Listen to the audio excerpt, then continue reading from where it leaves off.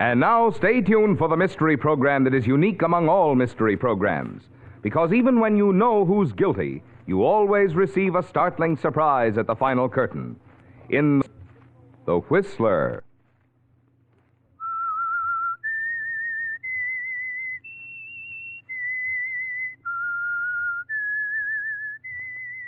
Invite you to sit back and enjoy another strange story by The Whistler. And for Sunday evening listening pleasure, the signal to listen for is this whistle that identifies The Whistler.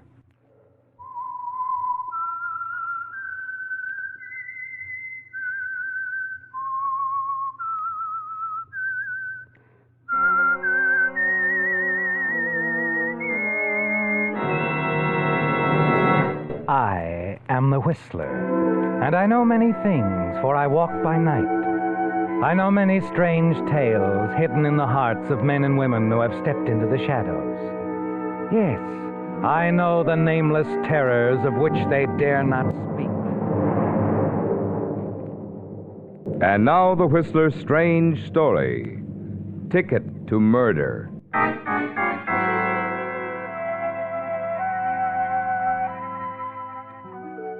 Standing at the window of the cheap hotel room and looking out over the outline of lights and neon that was Kansas City after sundown, Eve Benton felt a dread, pressing sense of loneliness, concern. That the condition would pass, she was certain. She'd managed before, she would manage again, some way. But she wasn't thinking of that now. Eve Benton was being sorry for herself, forgetting her good points. The quiet, restless beauty in her face, the sullen attractiveness of her features. She was annoyed at the city and the world. She raised the window as though voicing of her resentment, and she heard other words nearby. They came from the next room. The obvious thing, I'm 30,000. That's the deal. A lot of money.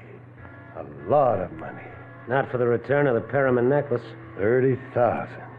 And no questions asked? Is that what the insurance company says? Yeah, that's what they say. You really got the Perriman necklace? That I gotta see.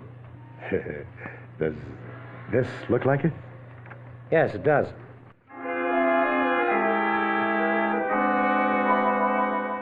You smile strangely, don't you, Eve? Listening in ironic amusement. 30,000, one of the men next door said.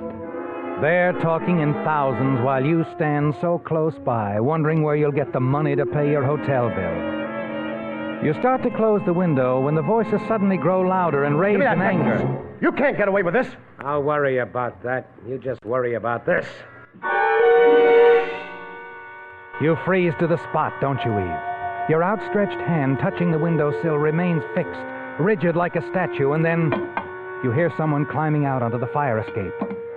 A man is outlined by the staccato flashing of a neon sign on top of the building next door. He hesitates, glances back at the room he just left. You get a clear look at his face, and then he starts down the fire escape steps. You lean out, see the man drop to the ground and disappear into the shadows of the alley below. You wait, staring, then run out of your room into the hall. The door to the room next door is partially ajar. You run to it and glance inside. A man on the floor, lying very still. He's dead, isn't he, Eve? You're about to turn and run when your eyes fasten on the telephone. Hello? Hello? Desk? Hello? Yes, what is it? Hello? Hello? Answer, please. Hello? You lower the phone, staring, unable to speak because of something you see. Something near the dead man's hand. A wallet, isn't it, Eve? Yes, with part of the contents spilled out. A few bills, and among them a train ticket. Something that you could use. Are we still connected? Yes. Yes, Eve, a train ticket for the West Coast, San Francisco, and almost $65 in currency. It's an answer to your problem, isn't it? You lose little time in packing, leaving your room by the same method as the man who fled only a few moments before. The fire escape.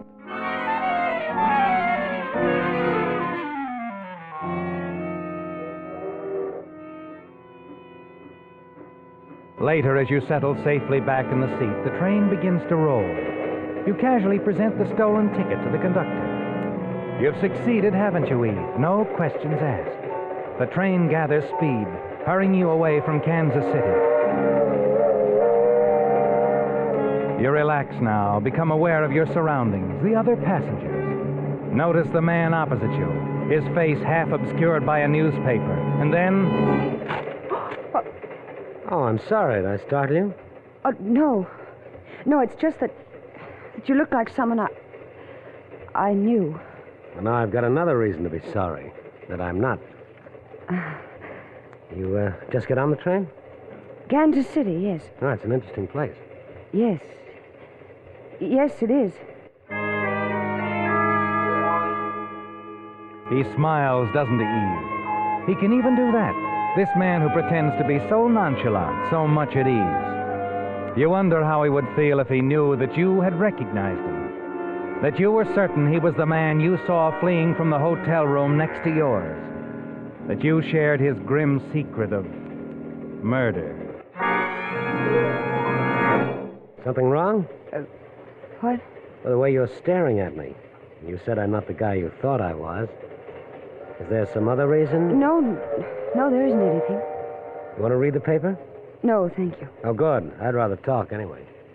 Talk? Yes. We've some distance to travel together. There's no reason why we shouldn't become better acquainted. Is there? No. No, there isn't. No reason at all.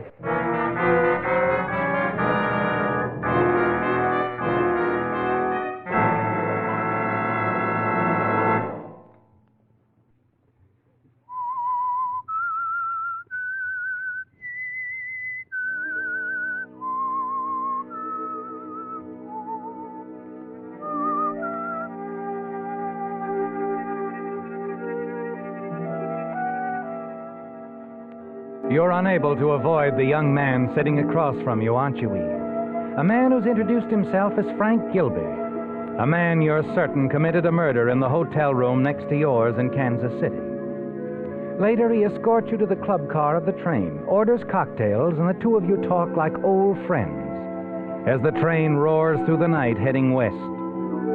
You're careful to avoid mentioning the hotel, aren't you? Leave it to him to take the lead in the conversation.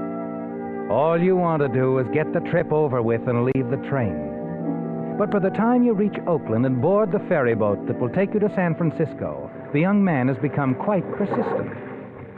Miss Benton. Miss Benton. Yes? Oh. You know, I think you've been trying to avoid me, Miss Benton. Eve. Any reason? Why, no, Mr. Gilby, I've told you. I was beginning to think I should take those magazine ads to heart.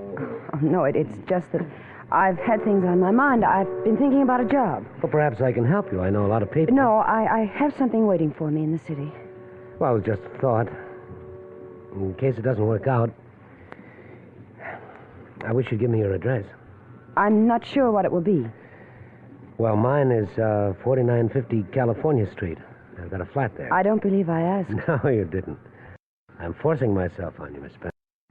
You try too hard. But do I? Well, don't blame me. I'd really like to see you again. Perhaps you will. Like I said, maybe if that job doesn't work out... Yes, I know. 4950 California Street.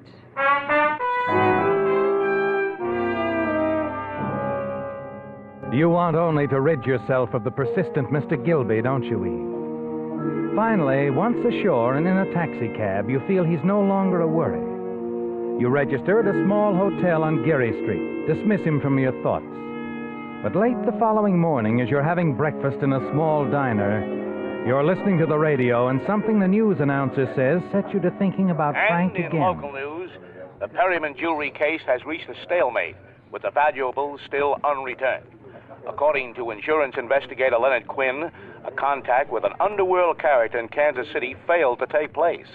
It has since been revealed that the insurance company has made a tentative offer of $30,000 with, as we understand, no questions asked for the return of the necklace to their representative, Mr. Quinn, or to the home of wealthy Mrs. Evans Perryman in Hillsborough. However...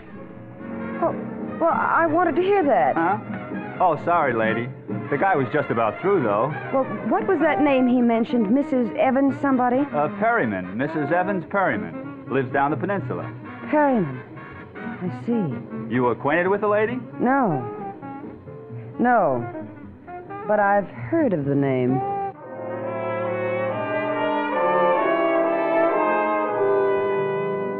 Yes, the words of the newscaster set you to thinking, didn't they, Eve?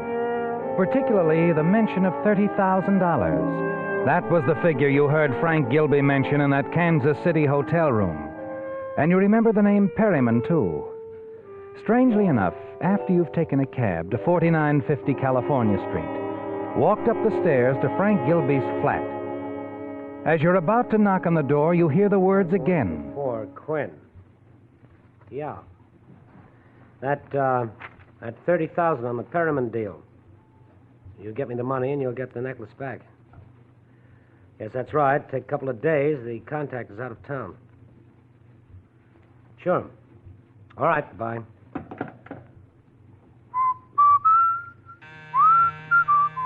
Yeah. Oh, Eve, hello. Hello, Frank. Changed your mind, huh? Thought you'd look me up after all? Uh-huh. Well, how'd the job go? You all set? No, I didn't go there. Well, maybe I can help on that, like I said. I'm sure you can. Well, come in, Eve.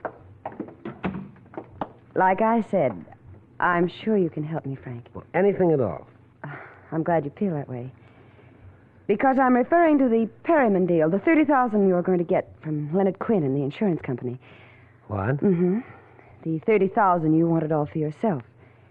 That's why you killed your partner back there in that Kansas City hotel, took the necklace I happened to be in the next room.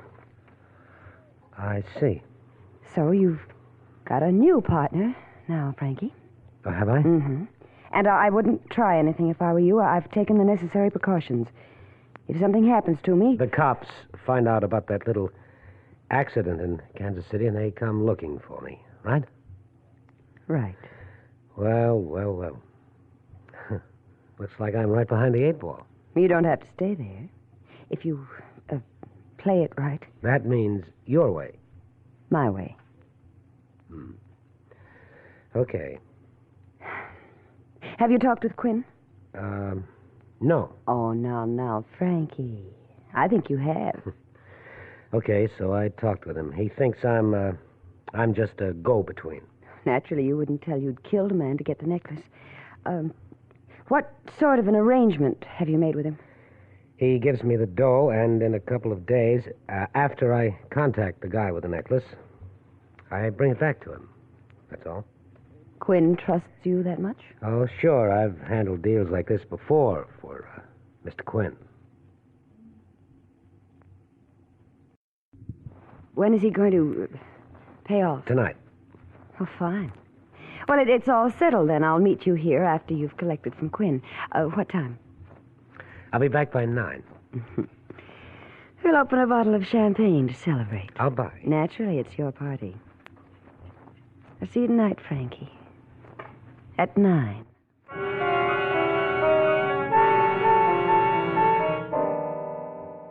It was simple, wasn't it, Eve? Easier than you thought. And now you're in partnership with a murderer. A temporary partnership, you tell yourself, and it'll be worth it.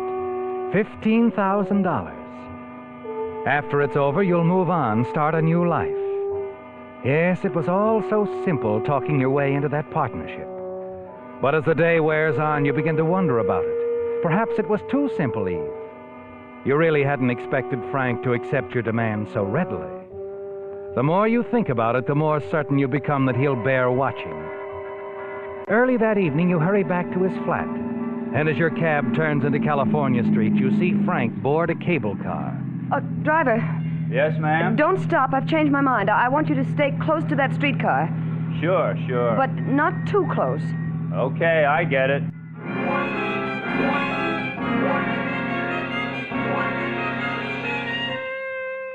At Montgomery Street, you watch Frank step into an office building.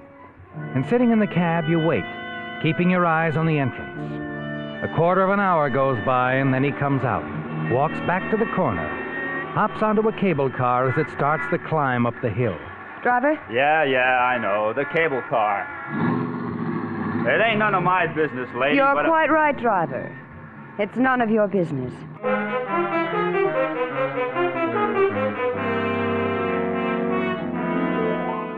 You follow Frank back to his flat. See him hurry inside. You're quite certain you know what he's up to, aren't you, Eve? But you want more time to think about it alone. So you tell your cab driver to keep going. Finally, you return to Frank's place. Well, hello. Sort of early, aren't you? I've changed my mind, Frank. I'd like to go with you when you get the money. Oh. Well, it's been called off. Called off? Well, postponed is what I mean, until tomorrow night. I just got a phone call from Quinn. Said he hadn't had time to get the money from his boss yet. Oh, I see. Sit down, sweetheart. I was looking forward to that champagne. Well, no reason why we can't celebrate in advance. I was hoping you'd call me. Were you? Yeah, I thought we might have dinner together. North Beach, Fisherman's Wharf, maybe? Sounds interesting. What do you say? Well, I've always wanted to see the top of the Mart. Fine. We'll start there. All right. There's a nice little restaurant on Broadway I think you'll like. Best veal scallopini in town. I'm sure I'll love it, whatever it is. Oh, Frank. Yeah. My gloves. I must have left them on the chair. Oh, sure. I'll get them. The moment he turns around, steps back into the room, you snap the automatic lock on his door so that it's unlocked. Now you won't need a key, will you, Eve? Then quickly you reach down and tear a hole in your stocking. In a moment, Frank returns. Here we are. Oh, thanks. All set? All set. Oh, dear. What's the matter? Well, just look at that. A run in my stocking. Look at it. Yeah, that's quite a run. Nicest one I've seen in a long time. Well, you won't mind stopping by my hotel for a minute, will you? It's only a block out of our way. Oh, of course not. Let's go.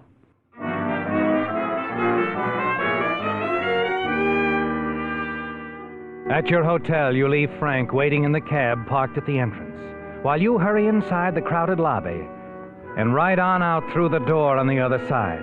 You go back to Frank's place a block away, slip quietly into the apartment, find what you'd expected, an envelope containing $30,000 in his suitcase. You put the envelope in your purse.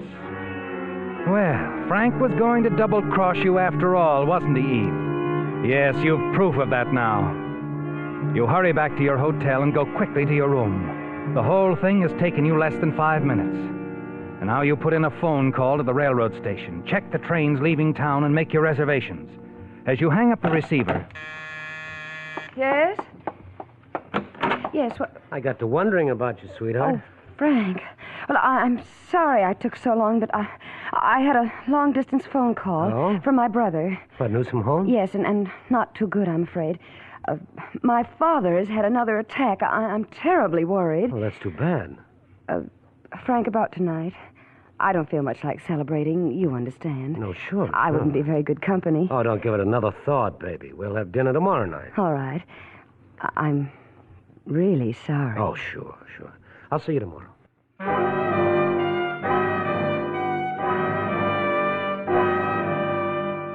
You watch from your hotel window and see Frank get into the cab and drive away. Quickly, you pack your things, check out of the hotel.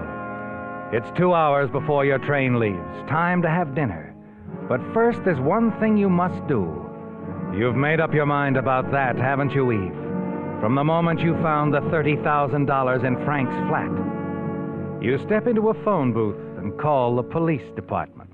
What was that, man? A murder sergeant at the Alden Hotel in Kansas City 5 days ago. The killer is here in town. What? Arranged a deal with Leonard Quinn, the insurance investigator. Anything to do with the Perryman necklace robbery? Everything. The party I'm talking about took the Perryman necklace from the man who was killed in Kansas City. Go ahead. Well, I suggest you contact Mr. Quinn. Get him to tell you who he'd made that deal with, and you'll have the killer. You'll give me your name, ma'am? No, I won't. Goodbye.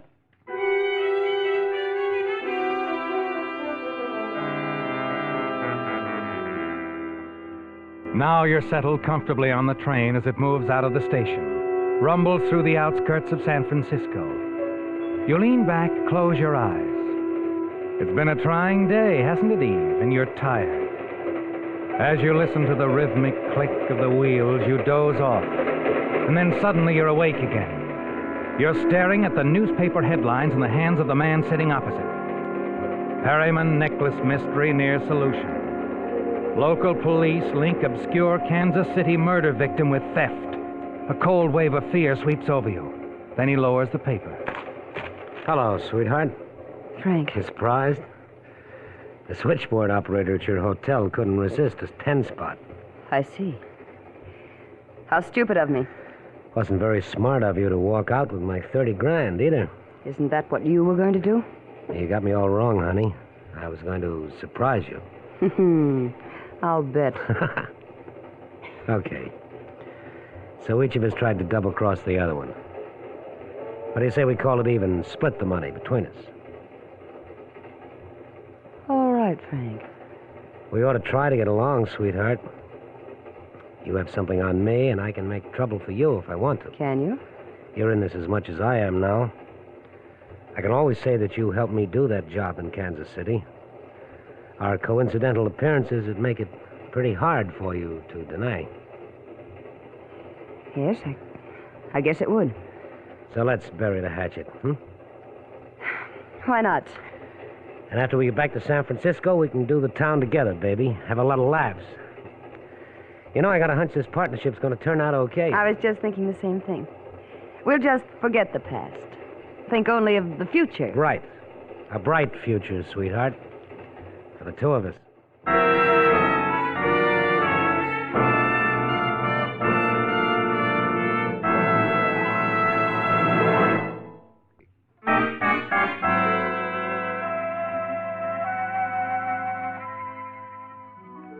It was a shock, wasn't it, Eve, to find Frank Gilby on the train after you thought you'd slipped away from him in San Francisco. You were certain you'd seen the last of him, and you'd have the $30,000 all to yourself. But then there he was, demanding his share. $30,000, Eve. A lot of money. And you made up your mind that Frank wasn't going to get any part of it regardless. In the morning, when the train pulls into Los Angeles, the $30,000 is still tucked away safely in your suitcase. And you're confident Frank Gilby will never bother you again.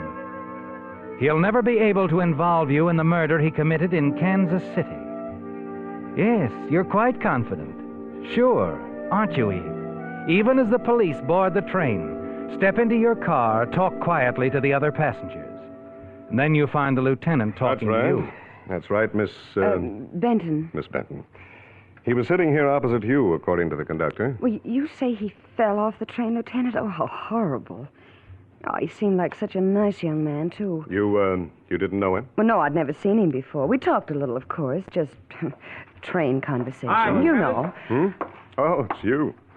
Didn't waste any time getting down here, did you? Well, we got to keep our readers up on what's happening in our little old world, you know.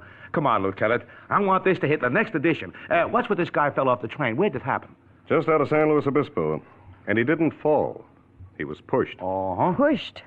Why, what makes you think that, Lieutenant? Yeah. What's this all about? The San Francisco police got a tip last night. Phone call from a dame about a payoff. An insurance investigator was making a deal for the Perryman necklace with a party, she said, killed a man in Kansas City. Oh, another killing involved, huh? Mm-hmm. The insurance man was going to hand over 30 grand for the Perryman necklace. See, then you think the payoff was to be made here on the train? Yeah. Quinn completed the deal all right, because when his body was found, the necklace was in his pocket. Quinn? That's right. The man who was pushed off the train. Leonard Quinn. Well, he told me he was Frank Gilby. Well, he probably wanted to keep his identity covered until he'd completed the deal. I see. If our tip is right, the killer pushed Quinn off the train so that there wouldn't be any witness. Now, wait a minute. You think the killer who pushed Quinn off the train was the Kansas City killer, too? Well, that's what the woman who tipped us off told us. Now, all we have to do is examine all the luggage in these cars and search the passengers. Ah, I get it. And if you find the 30 grand, you'll have... We'll have our killer. Ah. Well, Miss Benton, I'm sorry to bother you. But as long as we're here, we might as well start with you.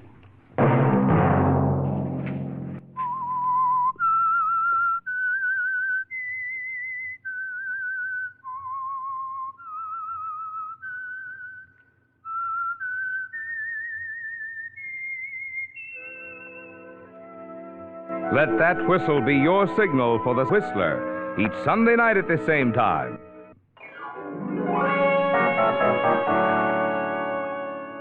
Featured in tonight's story were Joan Banks and Frank Lovejoy. The Whistler was produced and directed by George W. Allen, with story by Joel Malone and Adrian John Doe, music by Wilbur Hatch, and was transmitted to our troops overseas by the Armed Forces Radio Service. The Whistler is entirely fictional. All characters portrayed on The Whistler are also fictional. Any similarity of names or resemblance to persons living or dead is purely coincidental. Remember, at this same time next Sunday, another strange tale by The Whistler.